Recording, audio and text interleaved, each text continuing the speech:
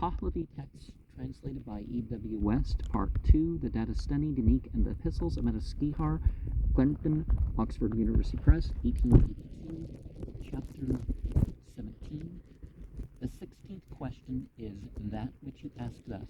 what is the purpose of giving up a corpse to the birds? The reply is this: that the construction of the body of those passed away is so wonderful that two coexistences have come together for it. One which is to occasion endurance, better pada yinidano, and one which is to cause conflict, nipordinidano, and their natures are these: for watching the angels and averting the demons. After appertaining to it, the life, so long as it is in the locality of the place of the body, and the demons of dull intellects, who are frightened by the body, are just like a sheep startled by wolves, when they shall further frighten it by a wolf. The spirit of the body, on account of being the spiritual life, uko, for the heart in the body, is indestructible. So is the will which resided therein, even when they shall release it from its abode. In the same way, the body of those who are passed away is so much the more innocently worthy of the rights, sano, of one properly passed away, and what it is therein provided with, as it has uttered thanksgivings. For those guardian spirits who keep watch over the body of a kerasasp, the saman, are also such praises from the life and body. For that reason, moreover, when they unite, the injury of the destroyer to the body of those passed away is contaminating. The nasus corruption rushes on it, and owing to its violence, when it becomes triumphant over the life of the righteous man, and frightens it from the place of the catastrophe, hankarditi, and puts itself into the place of the body, that body is then, for that reason, called nasai, dead matter. And on account of the coexistence of the rapid changing and the mode of attacking of the same nasus, even when it is necessary for the disintegration of the body, this is also then to lie and change senatorially.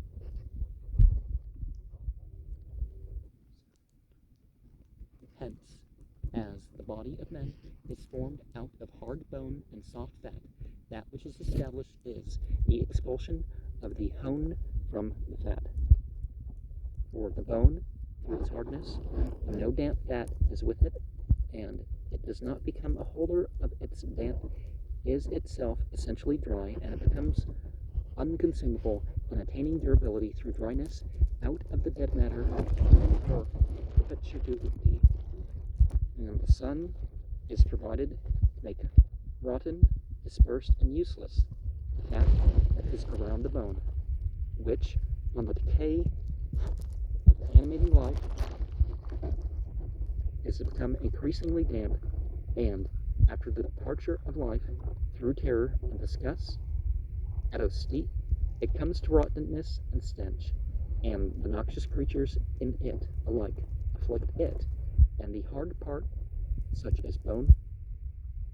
As regards the shrinking away of those who are sinners, the nearer way to a remedy is the nar away from men. The fat becomes separate from the bone, and is seized and digested as by the separation of the fat from the dead matter for digestion, or the permanent matter, the sari, and the bone attain more fully into their own nature, sano, and the body, halapudo, to emptiness, because there is no other way to consume that fat of men, since it is most grievous to them, the sinners, and the pollution and contamination are made a blessing unto it. The nar, the dispersers, a star, dogaron, completely dispersed from it. They are appointed and produced, the production not worthy for its defilement of those purified, and animals is contaminating. Through contact again with men, the crow, the log, and such like, through scorching away by the fire of the luminaries, become worthy. Moreover, the affliction of that which is completely pure fire arises therefrom, and is not able itself to come out of the scorched one within the defilement, the ravak, of the scorcher, the most grievous gnar would be possible. But it is not proper to recount Angastano, the devouring of the noxious creatures, for the spirit of the body is troubled when it observes the alarmed, lazid, spiritually, which was in the body of those destroyed, the noxious creatures, upon the forms, and the mode of strangeness of their disintegration and spoliation. And so then it becomes a more remedial way when, as it is ordered in Revelation, the body fraught with corruption is placed on the ground of a clear mountain spur, Kof Aksh, and in order not to convey it to the water plants and men of the plain, it is fastened in the customary manner, so that the corpse-eating dogs and corpse-eating birds, which are not subject to the hand, the stow, the muco of men, and are likewise not entertained as food, shall yet not drag any of it away for a man's eating of dead matter. For streams and waters go themselves and consume that fat, and are digested by the vital fire which is in the life of the creatures of Uharmazd, and from fat the corpses and dead matter are reduced into dregs of clay, and permanent matter, even with the dust they are mingled and become scattered about. Likewise to those dogs, flying creatures, and birds, they themselves, the waters, have given the corpse-eating quality and habit.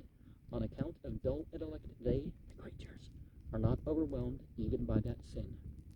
From that fat which is mingled with the living body of a creature of Uharmazd, then arises also the assault of the demons, as is shown in the chapter on the reasoning for showing a dog to a dead person, so that the body of those passed away when the gnars away are mingled with the living body of a creature of Uharmazd, exhibits a partial resurrection and the tokens of it, and thereby the demons keep in it the living body, and give pain by the will of the sacred beings. And of course, that which experiences the pain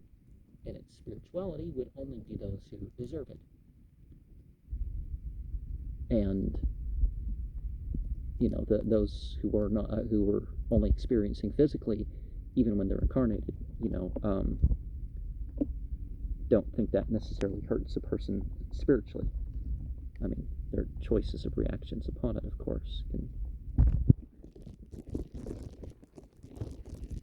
but it's important that in whatever process the dead bodies are left to, that the minimization of risk to humans that are living is, of course, regarded, and not to pollute the earth, through all these chemicals that people use nowadays with corpses.